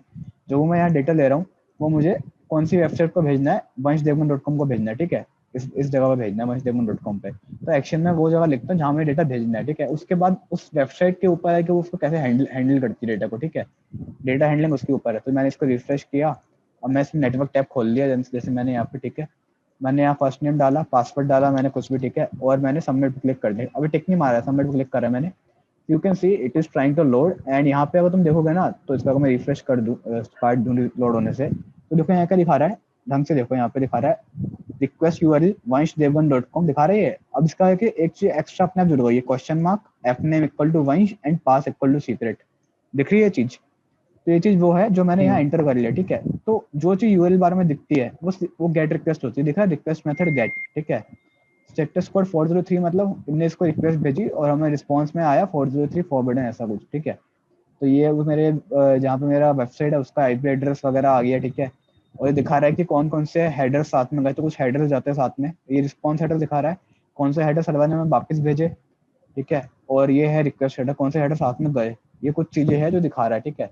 तो ये है इन the case of gate request. जो रिक्वेस्ट होगी वो यूआरएल बार में आती है, दिखा देता हूँ, सबमिट करा मैंने और तो मैं भी खुल के दिखेगा पेज। तो ये पेज खुल गया, ठीक है। यहाँ क्या दिखा रहा है vanshdevan.com fname equal to Vansh and pass equal to secret. तो गेट रिक्वेस्ट होती है यूआरएल बार में जाती है, ठीक है। इसमें डेटा हम देख सकते हैं पब्लिकली। अगर मैं अपने फॉर्म पे जाऊं और मेथड कर दूं पोस्ट गेट की जगह यहाँ पे, ठीक है, और सेव करूँ इसको। So now you will see like, इसको मैं क्लियर कर देता हूँ एक बार। अब मैं यहाँ पे लिखता हूँ वंश और सीक्रेट, ठीक है, सीक्रेट, और सबमिट करता हूँ। तो यू विल सी कि अब मेरी जो रिक्वेस्ट है इसमें मेरे को कहीं ऐसा दिख नहीं रहा है कि भाई रिक्वेस्ट यूआरएल में कैसा जा रहा है, ठीक है। अरे यार क्या हुआ, रिफ्रेश नहीं हुआ, अब रिफ्रेश हुआ है, ठीक है। वंश और यहाँ मैं लिखा सीक्रेट और सबमिट करा, ठीक है। यू कैन सी अब जो रिक्वेस्ट डालना है इसमें रिक्वेस्ट यूआरएल क्या है vanshdevan.com, ठीक है। एकदम लोड हो जाता है। अब यहाँ पे देखो यूआरएल में कुछ जा नहीं रहा है, दिख नहीं रहा है यूआरएल में कोई आ गया है ना। लेकिन अगर तुम इस नेटवर्क टैब में देखोगे तो इसमें दिखा रहा है कि एक रिक्वेस्ट गई है हमारे ब्राउजर से vanshdevan.com को, जिसका मेथड है रिक्वेस्ट का पोस्ट, ठीक है। और इसके लास्ट में नीचे एक नई फील्ड ऐड हो गई फॉर्म डेटा, यानी कि जो वो पोस्ट रिक्वेस्ट में डेटा जाता है ना फॉर्म डेटा में आता है, लाइक वो जाता है रिक्वेस्ट बॉडी में। अब वो रिक्वेस्ट तुम देख नहीं सकते, एक्चुअली में नेटवर्क टैब में दिख रही है, वो ऐसे दिखती है, ठीक है। अगर मैं यहाँ पे रो रिक्वेस्ट दिखाऊं, जो कि मेरे हिसाब से कहाँ ऑप्शन आता है रो रिक्वेस्ट का, यहाँ एक ऑप्शन आता है रो रिक्वेस्ट, यहाँ से हम देख सकते हैं कि रिक्वेस्ट एक्चुअल में गई कैसी है, दिख कैसे रही है। तो ये व्यू सोर्स और वी यूआरएल इनकोडेड, तो ये ऐसे दिखेगी लाइक पूरा एचटीएमएल लाइक रिक्वेस्ट ऐसे ही दिखती है कि ये यूआरएल हो गया मेन और हमारा डेटा ऐसे जा रहा है fname equal to Vansh and pass equal to secret, request की बॉडी में जा रहा है, ठीक है। तो अब तुमने आज तक रिक्वेस्ट देखी नहीं है तो बर्ब सूट में दिखती है, कैसे दिखती है एक्चुअल में, तो मैं तुम्हें रिक्वेस्ट दिखा देता हूँ। Request post request verb suit, तो एक्चुअल में रिक्वेस्ट सर्वर को जाती है कैसे वो दिखा देता हूँ, शक्ल उसकी थोड़ी सी स्पेशली। तो ऐसी रिक्वेस्ट दिखती है, ठीक है। पोस्ट रिक्वेस्ट ऐसे होती है, बड़ा खतरनाक है यहाँ पे चक्कर। ये है रिक्वेस्ट, ठीक है। तो ऐसे हमारी पोस्ट रिक्वेस्ट दिखती है एक्चुअल में, जब तुम देखोगे तो इस केस में क्या होगा, यहाँ होस्ट में लिखा होगा vanshdevan.com और स्लैश लिखा होगा यहाँ पे पोस्ट के आगे, यहाँ पे लिखा होगा हमारा डेटा नीचे। तो ये होता है हमारा फॉर्म डेटा। तो this is how post request looks and this is how gate request looks. Like post में डेटा हम देख नहीं सकते हैं, गेट में हम डेटा देख सकते हैं, सिंपल सी बात ये है। तो इतना समझ लो, इतना दिमाग मत चलाओ अभी, ठीक है। तो हम तब चलाएंगे जब हम नोड.js में कुछ करेंगे, ठीक है। तो अभी मैंने जो करा, अभी मैं लाइक इसको विजिट कर रहा हूँ, दिखा रहा है कैन नॉट गेट स्लैश, ठीक है। तो गेट और पोस्ट में अंतर समझ में आया कि गेट में डेटा हमें दिख जाता है यूआरएल बार में, पोस्ट में डेटा हमें नहीं दिखता है। दो मेथड है डेटा भेजने के, बाकी मेथड जो है हम नॉर्मल एचटीएमएल फॉर्म से नहीं भेज सकते। इतना आया? हाँ आगे समझ में। इतना आ गया ना गेट और पोस्ट में अंतर। अगर गेट और पोस्ट आ गया है तो आगे अभी जो ऐप डिस्क्रिप्शन वाली लाइन है ना, ये हमारे पूरी स्क्रिप्ट के लास्ट लाइन होगी, ठीक है। ये लास्ट लाइन होनी चाहिए क्योंकि लाइक हमने सपोज सर्वर पहले स्टार्ट कर दिया, एक्चुअल में ना ये जितने भी ये समझ लो ये लास्ट में होनी चाहिए कुल मिला के। मैं तुम कैसे समझाऊं इसको यार, ये ऐप डॉट लिसन को जैसे ऊपर भी रख सकते हैं मे बी, लेकिन नीचे ही रखना इसको लास्ट में क्योंकि ठीक है। तो इसको मैं लास्ट में रख दिया, ठीक है। और अब हमने एक और मेथड पढ़ना है, ऐप डॉट गेट, ठीक है। ऐप जैसे कि मैंने तुम्हें बताया कि हमारे पास गेट रिक्वेस्ट है, पोस्ट रिक्वेस्ट है, ठीक है। तो हमारे पास बहुत तरह की ये भी चीजें है, जैसे कि ऐप डॉट गेट के लिए लाइक अगर हम if we are dealing with get request तो हम डालेंगे ऐप डॉट गेट, ठीक है। गेट एक प्रॉपर्टी है। If you dealing with post request हम पोस्ट डालेंगे। If you dealing with patch request हम पैच डालेंगे। If you dealing with dealing with delete request delete डालेंगे, ठीक है। तो कुछ मेथड्स अपने पास, तो अपने पास 6 तरह की रिक्वेस्ट होती है, get, post, patch, put, delete और एक और होती है हेड, ठीक है। तो इसको तो इग्नोर ही मार दो, ठीक है। और एक और होती है ऑप्शंस। तो एक्चुअल में ये होती हैं, लेकिन हम जो काम करेंगे आज तो हम दो से काम करेंगे सिर्फ, गेट और पोस्ट से, ठीक है। सो यहाँ तक आई होप समझ में आया होगा गेट और पोस्ट का अंतर क्या है, ठीक है। तो ये सब रिक्वेस्ट होती है हमारे पास, पैच पुट, ठीक है। तो एक्चुअल में अगर तुम्हें थोड़ा सा बता दूं तो पैच और पुट का मतलब क्या होता है। पैच होती है अपडेट करने के लिए, पुट भी अपडेट करने के लिए होती है, कोई डेटा अपडेट करना है अगर हमें जनरली तो, ठीक है। और डिलीट रिक्वेस्ट जो होती है वो हमारी डिलीट करने के लिए होती है कोई रिसोर्स वगैरह, ठीक है। अब ये पैच और पुट में कोई ना कोई अंतर तो होता होगा जो मुझे नहीं पता है अभी। और हेड होती है सिर्फ चेक करने के लिए कि वो लाइक वेबसाइट डाउन है या नहीं, या फिर लाइक कुछ रिस्पॉन्स लेने के लिए, ठीक है। हेडर चेक करने के लिए समझ लो। और ऑप्शन होती है ये चेक करने के लिए कौन कौन सी रिक्वेस्ट हम कर सकते हैं, ठीक है। कौन कौन सी रिक्वेस्ट हम भेज सकते हैं सर्वर को, ठीक है। तो इन दोनों का हमें वैसे फर्क पड़ता नहीं है, ये ऐसी एडिशनल बता दी मैंने, हमारे ये 6 मेल है, ठीक है। सो सबसे पहले हमने लिखा ऐप डॉट गेट, ठीक है। फिर हमने यहाँ पे लिखा ऐसे। अब हमें यहाँ पे देना पड़ेगा सबसे पहले कि कहाँ पे हमें रिक्वेस्ट करनी है, ठीक है। सो बाय डिफॉल्ट हमारी रिक्वेस्ट होती है स्लैश एंड पॉइंट पे। अगर तुम देखोगे तो यहाँ क्या लिखा है, कैन नॉट गेट स्लैश, ठीक है, यही तो लिखा है। सो यहाँ पे हम सबसे पहले पैरामीटर, सबसे पहले हमारा आर्ग्यूमेंट जो पैरामीटर जाएगा कि कहाँ रिक्वेस्ट करनी है, कॉमा। दूसरा हमारा आर्ग्यूमेंट जाता है यहाँ पे ये वाला कॉल बैक फंक्शन, ठीक है। तो कॉल बैक फंक्शन पास करना है, ठीक है। पास कर दिया। तो अगर ये रिक्वेस्ट सक्सेसफुल हुई डॉट गेट रिक्वेस्ट को, लाइक डॉट गेट रिक्वेस्ट अगर यहाँ पे जाती है तो हमें क्या क्या रिस्पॉन्स सेंड करना है, क्या रिक्वेस्ट सेंड करनी है, ये होता है यहाँ पे, ठीक है। देखो मैं शुरुआत से बताता हूँ इस चीज को। सबसे पहले हम लिखेंगे ऐप डॉट गेट, फिर हम लिखेंगे कौन से एंड पॉइंट पे रिक्वेस्ट करनी है। एंड पॉइंट का मतलब समझते हो, एंड पॉइंट का मतलब होता है यूएल के बाद क्या एंड पॉइंट। अभी मैं /2, ठीक है। अब मैं लिखता हूँ यहाँ वंश, तो ये आ गया /वंश एंड पॉइंट। अगर मैं लिखता हूँ /वंश /abc, तो ये /1/abc एक एंड पॉइंट है, ठीक है। इसको हम एंड पॉइंट बोलते हैं। तो सबसे पहले अगर हम डायरेक्टली विजिट करते हैं तो एंड पॉइंट स्लैश ही रहता है। सो अभी मैं लिखा है ऐप डॉट गेट स्लैश, तो मैं यहाँ पे इसको पहले राउटिंग करना हूँ। अभी मैं राउटिंग कर रहा हूँ अपनी नोड.js बैकएंड की, ठीक है। कि अगर कोई बंदा स्लैश एंड पॉइंट विजिट करेगा तो मैं इसको क्या शो करूंगा, तो कॉमा लगाया मैंने, कॉल बैक फंक्शन। तो इस कॉल बैक फंक्शन में अगर तुम देखोगे दिखा रहा है मुझे रिक्वेस्ट हैंडलर, ठीक है। तो ये कॉल बैक फंक्शन हमारी रिक्वेस्ट हैंडल करेगा। तो इसमें 2 आर्गुमेंट जाते हैं। पहला आर्गुमेंट जाता है रिक्वेस्ट, ठीक है। इसको मैं कोई भी नाम दे सकता हूँ, आर और ई कुछ भी, ठीक है। तो मैं इसको नाम देता हूँ REQ और दूसरा देता हूँ RES। REQ का मतलब रिक्वेस्ट और RES का मतलब रिस्पॉन्स, ठीक है। तो मैं इसको 2 आर्गुमेंट दे दिए जो जाते हैं, जो लाइक बाय डिफॉल्ट आर्गुमेंट है, ठीक है। नहीं दोगे तब भी कोई दिक्कत नहीं, लेकिन देने चाहिए, ठीक है। मैंने दे दिए। और इसका मैं यूज बताता हूँ कि देने से फायदा ही होता है, ठीक है, देना पड़ता है। तो रिक्वेस्ट को मैं रिस्पॉन्स लिख दिया मैंने यहाँ पे, पहला आर्गुमेंट रिक्वेस्ट, दूसरा आर्गुमेंट रिस्पॉन्स, ठीक है। मैंने ब्रैकेट बना दिए।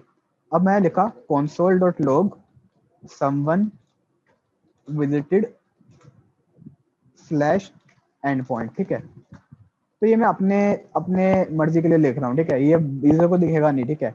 अब सपोज मैं इसको विजिट करता हूँ ना अगर, तो देखो ये क्या दिखा रहा है, ये लोड ही होता रहेगा पेज। लेकिन इन माय कंसोल मेरे को क्या दिख रहा है, someone visited /endpoint, ठीक है।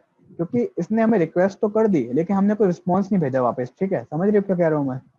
हमने रिक्वेस्ट तो कर दी सेंड पॉइंट पे, लेकिन वेब सर्वर ने हमें कोई रिस्पॉन्स नहीं भेजा। तो एट द एंड यहाँ पे क्या आएगा, यहाँ पे आएगा can not get any response, और कुछ ना कुछ ऐसे आ जाएगा, साइट कांट बी रीच्ड, ऐसा कुछ आ जाएगा यहाँ पे एरर, ठीक है। ये time out, connection time out, क्योंकि हमारी रिक्वेस्ट सर्वर तक पहुंच गई है। देखो यहाँ लिखा आ रहा है ये फंक्शन एग्जीक्यूट, ये यहाँ तक पहुंचा हमारा स्टेटमेंट जावास्क्रिप्ट वाला, तभी तो लिखा आया समवन विजिटेड /endpoint। समझ रहे हो क्या कह रहा हूँ मैं। समझ में आया मैंने क्या किया, इस कोड का, ये कोड समझ में आया। पहले हमने /endpoint दिया, फिर हमने कॉल बैक फंक्शन दिया जो कि एनोनिमस फंक्शन है, जो कैसे दिखता है, ठीक है। इसमें जो आर्गुमेंट दिए वो एक बार समझाओ। देखो इसमें आर्ग्यूमेंट हम कुछ भी दे सकते हैं, ये आर्बिट्ररी आर्ग्यूमेंट है, जैसे कि ए दे दिया, बी दे दिया, ठीक है। तो लेकिन जो पहला आर्ग्यूमेंट होगा उसमें हमारी रिक्वेस्ट कंटेन होगी, और जो दूसरा आर्ग्यूमेंट होगा उसमें हमारा रिस्पॉन्स कंटेन होगा, ठीक है। तो रिस्पॉन्स हमारा एक्चुअल में कंटेन कैसे होगा, रिस्पॉन्स तो हमने भी लिया ही नहीं है, लेकिन यहाँ लिखना पड़ता है, ठीक है। अब जैसे मैंने RES लिखा हुआ, समझ, अभी 2 मिनट बाद समझाऊंगा ये चीज में क्या है, लेकिन अगर यहाँ तक अभी ये समझ में आ गया है कि हमारा ये रिक्वेस्ट हमारी सक्सेसफुल हुई है और हम यहाँ पे लाइक एक चीज एग्जीक्यूट कर पा रहे हैं, ठीक है, तो मैं आगे बताता हूँ, ठीक है। जैसे आ गया होगा, मैं थोड़ा बताता हूँ तुम्हें आगे से। जैसे कि अगर मैं console.log करता हूँ RE की को, ठीक है, RE की क्या चीज है हम चेक करना चाहते हैं। RE को मैंने लिखा है यहाँ पे console.log करा, ठीक है। अब मैं इसको थोड़ा ना बड़ा कर दूँ टर्मिनल को, ठीक है। अब जैसे मैं इसको रिफ्रेश करूंगा ना पेज को, सो यू कैन सी, देख रहा है क्या डेटा आया इतना लंबा, दिखा ये। तो REQ जो हमने अभी वहाँ लिखा था ना, REQ एक ऐसा ऑब्जेक्ट है जिसमें इतना सारा डेटा है, ठीक है। जैसे मैंने REQ लिखा तो REQ में क्या है, इनकमिंग मैसेज, उसमें ये सब ऑब्जेक्ट है, उसकी वैल्यूज है, ठीक है। REQ बहुत बड़ा एक ऑब्जेक्ट है, रिक्वेस्ट एक ऑब्जेक्ट है, जिसमें बहुत सारी चीजें होंगी, जिसमें बहुत सारी इन्फॉर्मेशन है, ठीक है। जैसे कि इसमें URL भी हो सकता है और एंड पॉइंट क्या है, सब कुछ होगा। तो ये बहुत लंबा है, ठीक है। जैसे दिख रहा है इसमें कि कहाँ से रिक्वेस्ट हुई, रिक्वेस्ट यहाँ से हुई, ये सब हेडर्स हमारे पास आए, ठीक है। दिख रहा है URL है, मेथड कौन सा यूज किया हम लोगों ने, गेट यूज किया था। तो REQ में REQ का डेटा कंटेन होता है, ठीक है, जो रिक्वेस्ट आ रही है उसका डेटा कंटेन होता है। और जैसे ये हुआ तो ये लिखा है समवन वेटेड एंड पॉइंट, ये वाला, ठीक है। तो अभी भी लोड ही होता रहेगा क्योंकि हमने कोई रिस्पॉन्स नहीं भेजा है, ठीक है। तो let me stop this particular thing and stop क्यों कर दिया, अपने आप स्टॉप हो जाता, स्टार्ट कर दिया मैंने, ठीक है। सो लेट्स से कि मैंने इसको अब लिखा, ऐसे लिख दिया मैंने res.send। ये RES क्या है, RES क्या है, ये है RES, ये वाला वेरिएबल है RES, ठीक है। इसके एक प्रॉपर्टी होती है सेंड, ये क्या करती है, वेबसाइट पे वापस रिस्पॉन्स भेजने के लिए होती है, ठीक है। जैसे कि मैं रिस्पॉन्स में भेज रहा हूँ हेलो, ठीक है, तो मैं सिंपल हेलो लिख दिया यहाँ पे, ठीक है। यहाँ पे HTML भेज सकता हूँ मैं, और टेक्स्ट भेज सकता हूँ सिंपल। तो मैं सिंपल टेक्स्ट लिखा यहाँ पे, तो मैं पहले से लिख देता हूँ console.log someone visited slash end point. तो पहले तो लिखा जाएगा कि संबंध किसी ने हमारे स्लैश एंड को विजिट किया है, फिर हम रिस्पॉन्स में ये भेज रहे हैं हेलो, ठीक है। लाइक सर्वर से रिस्पॉन्स में ये भेज रहे हैं इसको, लेट्स विजिट। तो ये दिख रहा है हेलो लिखा आ गया, कंट्रोल यू दबाया तो यू कैन सी यहाँ सिर्फ हेलो है, यहाँ कुछ HTML नहीं है, सिर्फ हेलो ही है यहाँ पे, ठीक है। बिकॉज यहाँ पे हमने हेलो भेजा तो यहाँ हेलो ही जाएगा। सपोज अगर मैं यहाँ पे H1 टैग भेज देता हूँ साथ में, ठीक है, ऐसे करके H1/H1, ठीक है। तो now it will be converted to HTML and यहाँ हेलो H1 वाला दिखेगा हमें, दिख रहा है, ठीक है। So this is how. तो लेकिन देखो यहाँ पे क्या हो रहा है, जैसे स्लैश एंड पॉइंट किसी ने विजिट करा तो यहाँ पे आ गया someone visit slash end point, और हमें रिस्पॉन्स वापस मिल गया। इफ आई डू इट ऐसे स्लैश वंश कर दिया, ठीक है, और रिफ्रेश करा, तो क्या दिखा रहा है, कैन नॉट गेट स्लैश। लेकिन अगर मैं विजिट करूंगा स्लैश वंश तो कुछ दिखेगा। समझ रहे हो क्या क्या किया, ये क्या चल क्या रहा है। हाँ हाँ तो हम समझ में आया। इसको हम राउटिंग कहते हैं। राउटिंग मतलब कि वी आर डिफाइनिंग कि कौन से पाथ पे हम क्या डिस्प्ले करने वाले हैं। तेरा बच्चा रहेगा क्योंकि बच्चों को समझ में नहीं आ रहा, क्योंकि नहीं आता है, टिपिकल है थोड़ा, इसलिए मैं उसको उठाता नहीं सब्जेक्ट को इतना। तो ये समझ में आया। आ गया भैया। आवाज नहीं आ रही यार, किसने कुछ बोला था अभी। आ गया भैया, आ गया। भैया हम्म, आपने वो वंश का क्या बताया था? मैंने बोला कि अगर मैंने app.get/वंश लिखा यहाँ पे, ठीक है, तो वंश is also different and point. अब एंड पॉइंट क्या है, मेरा एंड पॉइंट है 127.0.0.1:444 और यहाँ पे वंश लिखा मैंने, तो ये एक डिफरेंट एंड पॉइंट बन चुका है अभी, ठीक है। तो इस एंड पॉइंट पे मुझे क्या भेजना है वो मैं डिसाइड करूंगा। तो मैंने सपोज डिसाइड किया कि res.send लिखा है यहाँ पे, यू विजिटेड स्लैश वंश एंड पॉइंट, ठीक है। तो मैं ये कह रहा हूँ कि अब वंश वाला एंड पॉइंट पे कुछ शो होगा, लेकिन स्लैश वाला एंड पॉइंट पे कुछ शो नहीं होगा, सिंपल स्लैश वाले पे कुछ शो नहीं होगा, ठीक है। देखो यहाँ कुछ शो नहीं हो रहा है। सो ऐसा नहीं है कि सिर्फ एक ही डिफाइन कर सकते, वी कैन डिफाइन मल्टीपल। तो मैं कॉपी पेस्ट मार दूंगा, यहाँ लिख दूंगा slash, so you visited slash end point, ठीक है, someone visit स्लैश। तो we can define multiple end point over here, ठीक है। अब मैं रिफ्रेश करूंगा तो क्या कह रहा है, तुमने स्लैश एंड पॉइंट विजिट करा है, ठीक है। स्लैश वंश लिखूंगा तो तुमने स्लैश वंश वाला एंड पॉइंट विजिट करा है, ठीक है। So this is how we do routing. तो हमें क्या करना पड़ेगा, हमें यहाँ लिखना पड़ेगा स्लैश वंश, और आगे सपोज अगर हम कुछ कर रहे हैं, सपोज हमने यहाँ पे लिख दिया, यहाँ पे सपोज अभी तो मैं सिंपल ये भेज रहा हूँ कि टेक्स्ट भेज रहा हूँ, ठीक है। बाद में हो सकता है हमें कोई फाइल या कोई फ्रंट एंड दिखाना हो इस पर्टिकुलर एंड पॉइंट पे, या फिर कोई फंक्शन परफॉर्म करना हो, ठीक है। तो this is how we do routing in the Node.js, ठीक है। ऐप डॉट गेट से अब ये गेट लिखा है मैंने, सपोज मैंने इसको पोस्ट लिख दिया, ठीक है। So now if I refresh ना, तो ये दिखाएगा कैन नॉट गेट वन, क्योंकि we are requesting a post, हमें पोस्ट रिक्वेस्ट चाहिए, हमें गेट रिक्वेस्ट चाहिए नहीं, ठीक है।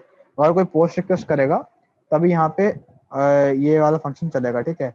अब पोस्ट रिक्वेस्ट कैसे कर सकते हैं, पोस्टमैन एक टूल है वो हम खोलेंगे, ठीक है। इससे हम कर सकते हैं गेट पोस्ट रिक्वेस्ट अलग अलग, ठीक है। तो आज तो तो मैंने ये कुछ पढ़ाया डॉट है। गेट वाली चीज है, इसमें अपन को मतलब एड्रेस डालना पड़ता है उस चीज का, या फिर लिखना पड़ता है पूरा क्या चीज ये, टेंड वाले में? समझा नहीं मैं। मतलब जैसे अपन को एक HTML पेज दिखाना है यहाँ पे पूरा, हाँ हाँ, तो इसमें हम उस लाइक वो ऐसा नहीं होता है, वो ऐसा नहीं करते, HTML पेज हम कभी दिखाते नहीं है यहाँ पे, वो अलग ही चीज होती है, ठीक है। एक्चुअल में हम कभी HTML पेज Node.js से दिखाते ही नहीं है, क्योंकि we will be using Node.js as API।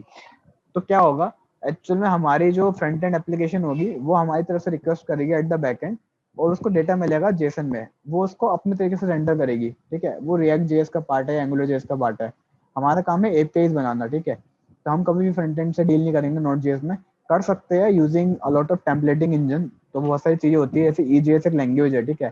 तो इसका यूज करके हम कर सकते हैं वो सब चीजें। और अपने पास EJS है, और कौन सा होता है यार, और भी होते हैं, ठीक है। टेम्पलेटिंग इंजन कहते हैं, टेम्पलेट इंजन सर्च करोगे तो मिल जाएगा। तो currently but we are trying to do, we are trying to build our API। हम क्या करेंगे, हम एक ऐसा एप्लीकेशन बनाएंगे जैसे कि API डॉट तुम्हारी जो भी वेबसाइट होगी site.com, ठीक है। इसमें एक एंड पॉइंट होगा जहाँ पे होगा लिस्ट, ठीक है।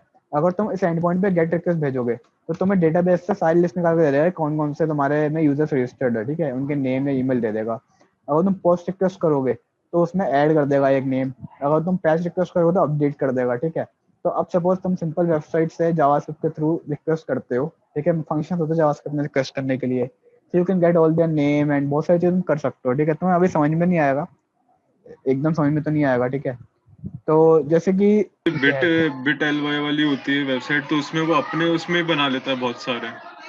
क्या चीज, जो अपन मतलब वो बनाते हैं ना कि एक लिंक के लिए शॉर्ट करने के लिए लिंक, या फिर अपने हिसाब से जो लिंक बनाते हैं। कस्टम लिंक, हाँ हाँ, तो लिंक शॉर्टनर, वो लिंक अपने शॉर्ट, सर्वर पे ही मतलब आगे बढ़ा देता है, इससे उससे कस्टमाइज हो जाता है वो। नहीं वो मैं उसका कॉन्सेप्ट बता दूंगा अभी, ठीक है। वो कैसे बनता है वही बनाएंगे हम Node.js में, पहले सबसे पहली चीज हम वही बनाते हैं, ठीक है। तो आज तो नहीं बना पाएंगे, ठीक है। तो पहले तो हम सीखेंगे थोड़ा सा, एक दो दिन कैसे करना है इसको।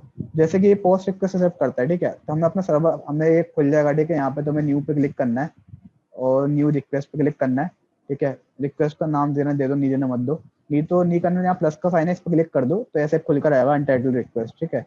इस पर क्लिक करना है पोस्ट पे, रिक्वेस्ट का टाइप पोस्ट, ठीक है। अब रिक्वेस्ट कहाँ भेजनी है, 127.0.0.1, ठीक है, कॉलन, क्या पोर्ट नंबर तुमने लिया था वो पोर्ट नंबर, ठीक है। और सेंड करोगे तो ये ऐसे आएगा कैन नॉट पोस्ट, ठीक है, ऑन स्लैश। तो वहां पे तो करना ही नहीं है, हमें यहाँ करना है वंश पे, स्लैश वंश लिख दिया, अब सेंड करा, तो यहाँ पे क्या दिखा रहा है, यू विजिटेड स्लैश वंश एंड पॉइंट, ठीक है। तो यहाँ पे अब ये एग्जीक्यूट हो गया क्योंकि हमने पोस्ट रिक्वेस्ट रखी थी, समझे क्या हुआ, ये समझ में आया कि ये पोस्ट तो इसमें रिक्वेस्ट जा गेट रही। भी कर सकते हैं ना साथ में? हाँ गेट भी कर सकते हैं भाई, तभी तो डाउनलोड करवाया है ये, हम इसको डील करेंगे, ब्राउजर थोड़ी खोलेंगे बार बार। तो हम इसके दो भी कर सकते हैं, लाइक गेट पोस्ट दोनों कर सकते हैं। यहाँ पे देखो हमने यहाँ लिख दिया, एक गेट बना दिया वंश का और एक पोस्ट बना दिया, अभी रुको, ठीक है। अब यहाँ रिटर्न कर दिया you visited get end point, you visited post end point, ठीक है। तो पोस्ट पे हम अलग बिहेवियर कर सकते हैं और गेट पे अलग बिहेवियर कर सकते हैं, ठीक है। गेट पे हमने क्या करा, you visited get end point, और पोस्ट पे हमने क्या कर दिया, you visited post end point. ये समझ में आया तुम लोगों को? किस हाँ आ गया।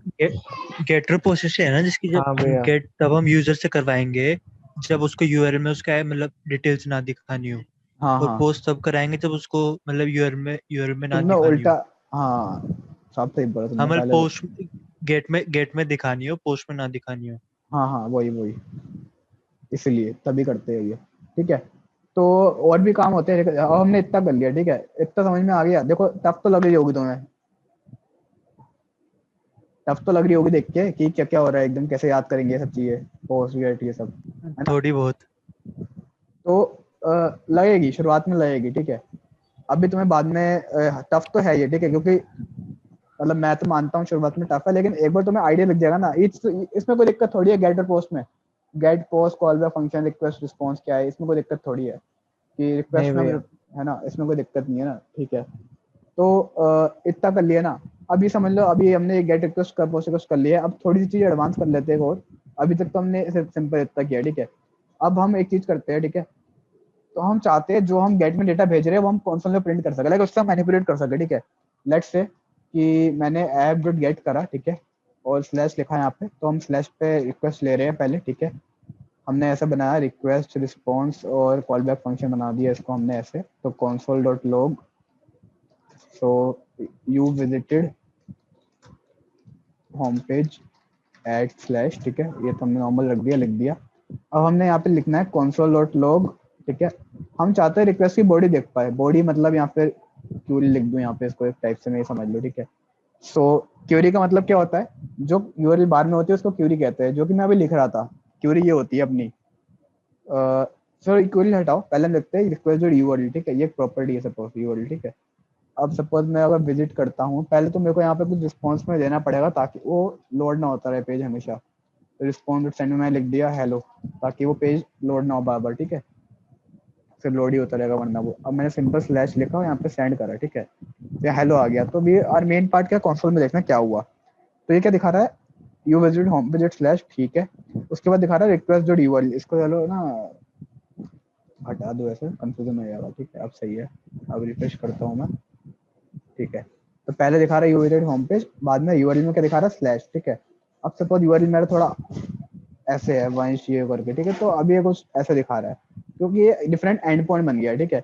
लेकिन अगर मैं यूआरएल में ऐसे क्वेश्चन मार्क लगाता हूँ, क्योंकि गेट रिक्वेस्ट में तुमने देखा होगा, जैसे मैंने अभी दिखाया भी था, गेट में जो हमारे पैरामीटर्स होते हैं वो क्वेश्चन मार्क से सेपरेट होते हैं। जहां तक हमारी रिक्वेस्ट होती है एंड पॉइंट तक, वहां तक हमारा एंड पॉइंट, जहां से हमारे पैरामीटर चालू होता है ना, वहाँ क्वेश्चन मार्क लग जाता है। अब हमारा एंड पॉइंट क्या है, स्लैश तक एंड पॉइंट है, क्वेश्चन मार्क लगाया, पैरामीटर दे रहा हूँ, सपोज गेट रिक्वेस्ट बना दी मैंने, नेम वंश है, ठीक है, नेम वंश हो गया, ईमेल हो गया मेरा, ठीक है, vansh@gmail.com ऐसे दे दिया और एंटर मारा। So now you will see in this particular case, दिख रहा है यहाँ पे नीचे दिख रहा है, यहाँ पे दिखा रहा है यूआरएल के अंदर question mark name equal to Vansh email equal to vansh@gmail.com। Are you able to see this guys? Are you able to see the requested URL? ये req.url क्या लिखा है ये? REQ क्या है, REQ में हमारी रिक्वेस्ट आ रही है, ठीक है, जो हमने रिक्वेस्ट करी वो एक ऑब्जेक्ट है। तो उस ऑब्जेक्ट के अंदर यूआरएल एक प्रॉपर्टी है। अगर मैं सिर्फ रिक्वेस्ट को लॉग करता हूँ ना, देखो console लॉग रिक्वेस्ट करा, मैं कह रहा हूँ जैसे हमने कॉल बैक फंक्शन पास किया, तो इसमें बाय डिफॉल्ट दो आर्गुमेंट पास होते हैं।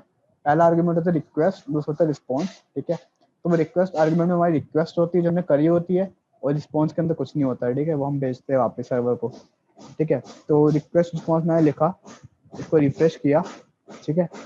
अब हम इस पे आ जाते हैं कंसोल में, तो दिख रहा है बहुत लंबा सा, दिख रहा है ये क्या आया यहाँ पे, देखो ये देखो, ध्यान से देखो इसको, बहुत लंबा, पूरी डिटेल्स आई हैं पूरी उस चीज की, ठीक है। तो इसके अंदर हाँ, तो ये ऑब्जेक्ट है ना, तो इसके अंदर बहुत सारी डिटेल्स है जो हमें समझ में नहीं आएंगी। तो इसमें एक प्रॉपर्टी यूआरएल नाम की, अभी दिखाता हूँ तुम्हें कहाँ पे है वो।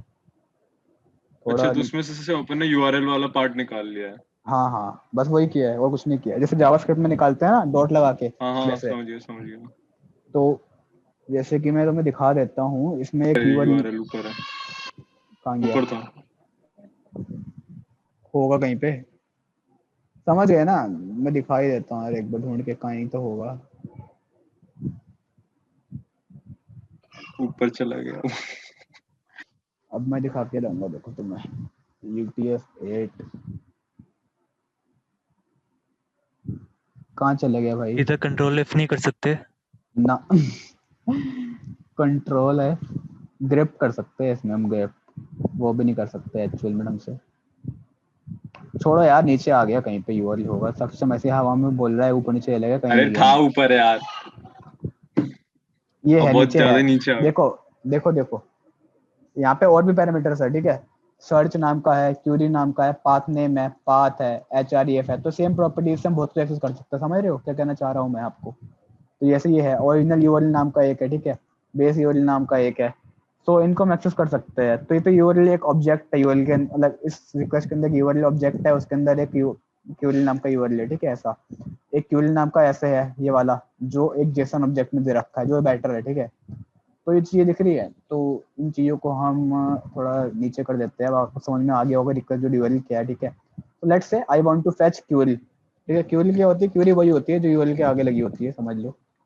तो रिक्वेस्ट डॉट क्यूरी मैंने करा and now I will refresh the page and see my console.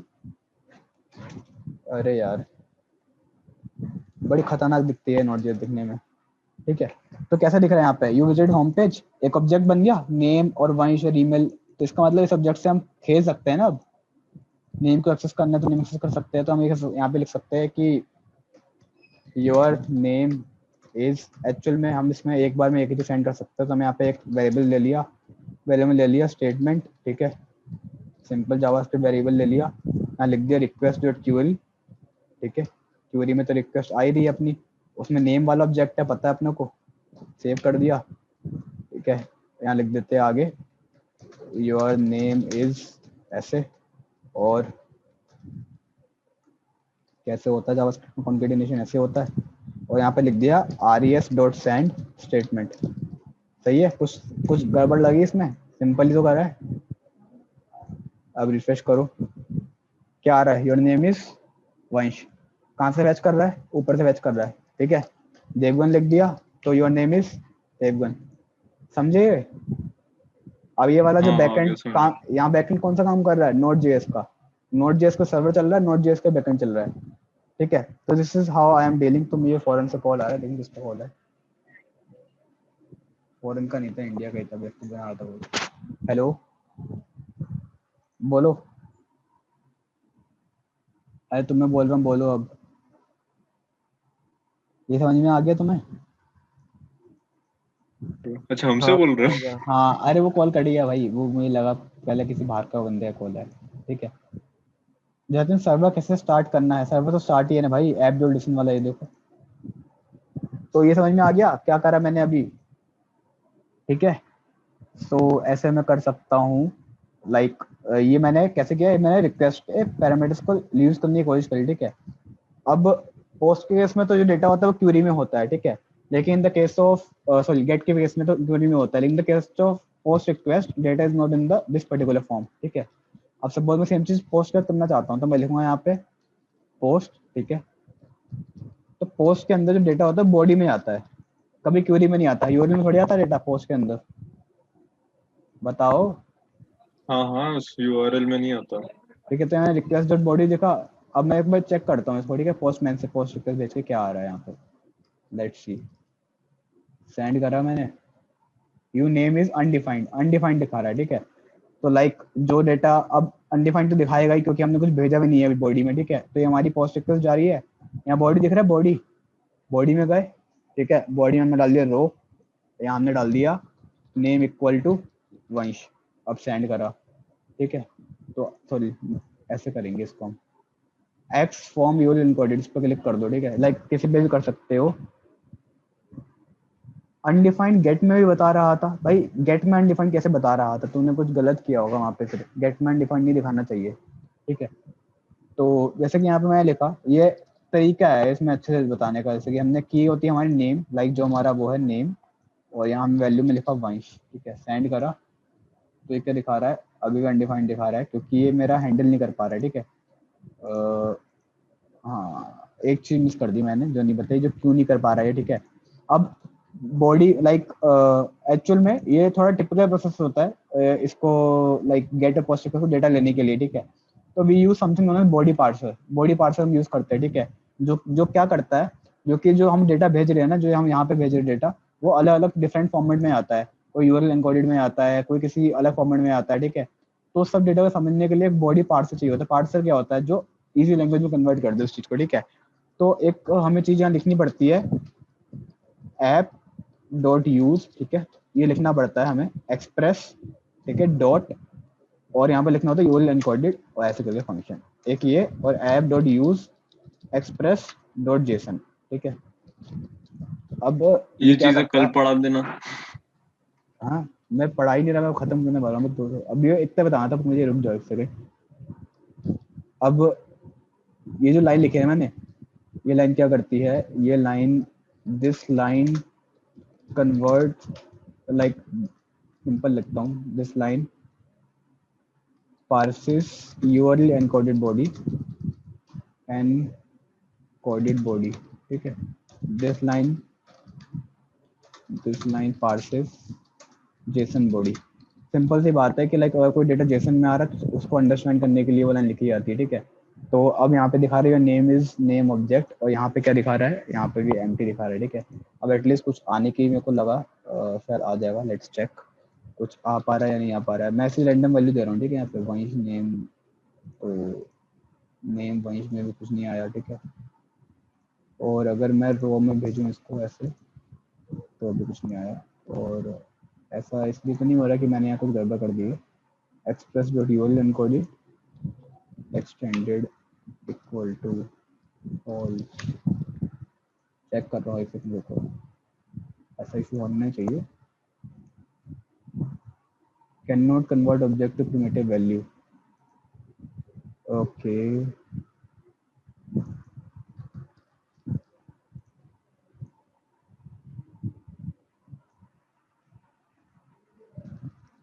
So let's leave this particular thing, ठीक है। मैं बस एक सेकंड देख लूँ कि ऐसा एरर क्यों आ रहा है। तो रिक्वेस्ट रिस्पॉन्स रिस्पॉन्डेड स्टेटमेंट, इसको यहाँ से हटा देता हूँ एक सेकंड। अच्छा मैं क्यूरी लॉक कर रहा हूँ, बॉडी में डेटा भेज रहा हूँ, क्या यार कैसी बातें कर दी, सही हो गया था वो, ठीक है। तो अब आएगा यहाँ पे कुछ, इसको थोड़ा रिक्वेस्ट डॉट बॉडी लिखना है, और स्टेटमेंट तो है ही नहीं कुछ, और कोई इशू है यहाँ पे कहीं पे, और कोई इशू नहीं है। सेंड करता हूँ तो यहाँ पे कुछ तो आएगा, आ रहा है देखो, चल पड़ा भाई। तो रेस्ट डॉट सेंड, यहाँ पे लिख दो बॉडी, और इसको मैं डायरेक्ट सेंड क्लिक करता हूँ। तो बॉडी इज नॉट डिफाइंड, यहाँ पे रिक्वेस्ट डॉट बॉडी लिखना पड़ेगा। अब मैं सेंड करता हूँ इसको, और अब ये आ गया, ठीक है। सो मैं ये कह रहा हूँ कि लाइक पोस्ट में मैंने कोई डेटा भेजा, तो उसके लिए हमें ऐसे लिखना पड़ता है यहाँ पे express dot URL encoded this line parse URL encoded body. इसका मतलब ये है कि जो भी हम डेटा भेज रहे हैं पोस्ट या गेट से, वो डेटा अगर यूआरएल एनकोडेड है तो वो पहले कन्वर्ट होगा, लाइक नोड.जेएस उसको अंडरस्टैंड करेगा, ताकि हम उसको एज अ जावास्क्रिप्ट ऑब्जेक्ट बाद में यूज कर सके। क्योंकि हम यहाँ पे क्या भेज रहे हैं, हम यहाँ पे जो लिख के भेज रहे हैं वो टेक्स्ट होता है एक्चुअल में, लाइक जो तुम यहाँ सिंपली भेज रहे हो ना रो डेटा में, तो वो एक टेक्स्ट होता है, ठीक है। तो उसको अंडरस्टैंड करने के लिए एक टेक्स्ट है, तो इसको अंडरस्टैंड करने के लिए हमें नोड.जेएस को बताना पड़ेगा कि जो हम टेक्स्ट भेज रहे हैं उसको तुम ट्राई करो कि अगर तुम उसको जावास्क्रिप्ट के ऑब्जेक्ट में कन्वर्ट कर सकते हो या नहीं कन्वर्ट कर सकते हो, ठीक है। तो इसलिए यहाँ पे यूज करते हैं। तो हम ये देखो यूआरएल एनकोडेड यूज कर रहे हैं, तो यहाँ सही आ रहा है एकदम चीज, ठीक है। तो अगर मैं इस डेटा को जेसन में भेजता हूँ, जेसन में कैसे भेजेंगे, यहाँ जेसन लिखो, और कोई डेटा तुम अगर जेसन में भेज रहे हो, कैसे भेजोगे, जेसन नेम, ठीक है। ऐसे जेसन में ऐसे डेटा भेजा जाता है, कॉमा ईमेल, ठीक है, ऐसे यहाँ पे, और यहाँ लिख दे तुमने ईमेल आईडी। तो this is how we send data in JSON, ठीक है। तो ये मैं डेटा जेसन में भेज रहा हूँ, तो इट विल अंडरस्टैंड कि जेसन है, और यहाँ पे हमें रिटर्न कर देगा, ठीक है। तुम लोगों को जो हमने भेजा वही रिटर्न हो गया। एक्चुअल में वो डेटा हमारे को रिटर्न यहाँ पे इसलिए हो रहा है क्योंकि मैंने यहाँ लिखा है रेस्ट डॉट सेंड, ठीक है। मैं कुछ भी लिख सकता हूँ कि your data has been received या कुछ, ठीक है। तो जो डेटा हमारे पास बैकएंड में रिसीव हुआ है उसको हम एज अ जावास्क्रिप्ट ऑब्जेक्ट को पकड़ के सेव कर सकते हैं डेटाबेस के अंदर। वो हम कल करेंगे। कल हम क्या करेंगे, कल हम ऐसे डेटा एक्सेप्ट करना सीख गए, ठीक है। तो कल हम एक HTML फॉर्म बनाएंगे, ठीक है, जो जावास्क्रिप्ट से बनेगा, जैसे भी बनेगा, लाइक नॉर्मली फॉर्म बनाएंगे HTML से बनेगा, और जब हम सबमिट पर क्लिक करेंगे तो it will submit a data to the database, ठीक है। तो एक बार हम डेटा सबमिट गेट रिक्वेस्ट से करेंगे, एक बार डेटा हम पोस्ट से सबमिट करेंगे, ठीक है। उसके बाद वो डेटा हम डिस्प्ले करेंगे यूजिंग अ डिफरेंट फॉर्म, जहाँ पे लिखा होगा शो ऑल पे क्लिक करेंगे तो एक रिक्वेस्ट जाएगी बैकएंड पे जो डेटाबेस से डेटा निकाल के लाएगी और हमें डिस्प्ले करेगी in the form of table और समथिंग लाइक दैट, ठीक है। तो हम कल ऐसा कुछ करने वाले हैं। उसके बाद we will go ahead and do something like developing an authentication system and we will be understanding a lot of things, ठीक है। जैसे हमें मॉडल भी कंट्रोलर करना पड़ेगा। पहली बात तो तुम इसको डाइजेस्ट कर लो, ये बहुत बड़ी बात है जो यहाँ लिखा हुआ है, ठीक है, क्योंकि आजकल ये बहुत ज्यादा हो गया है। सो वही मैं सोच रहा हूँ इसको भी पहले डाइजेस्ट कर लें सही से। भैया इसकी वीडियो आज रात को अपलोड भी कर देना। हाँ हाँ कर दूंगा भाई, अभी कर देता हूँ, मैं तो कह रहा हूँ इसको खत्म करने के बाद, ठीक है। सो यही है, ठीक है। तो ये डाइजेस्ट करने बहुत मुश्किल है बहुत लोगों के साथ पास, इसलिए मेरे को पता है कि नोट.जेएस में हर बंदा प्रोजेक्ट नहीं बनाएगा। सो कोई बात नहीं, जो बना चाहता है बनाए, ठीक है। तो I will try to like make you understand कि हम जो प्रोजेक्ट बनाने वाले यूआरएल शॉर्टन को कैसे बनाएंगे, ठीक है। तो मैं पहले रिकॉर्डिंग स्टॉप कर दूं।